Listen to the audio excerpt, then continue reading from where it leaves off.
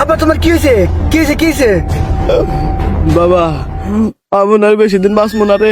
আরে কিছু হবো না তোমার, বা আমি তোমার কিছু হবো না, কিছু হবো না তোমার।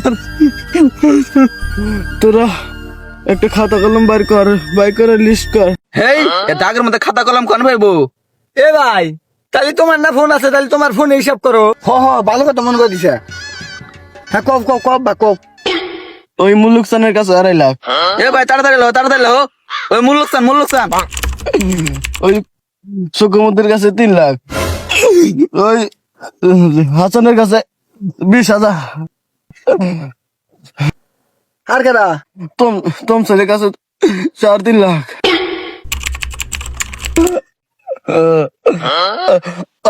আমি মরে গেলে তোরা এটি দেয়া দিস।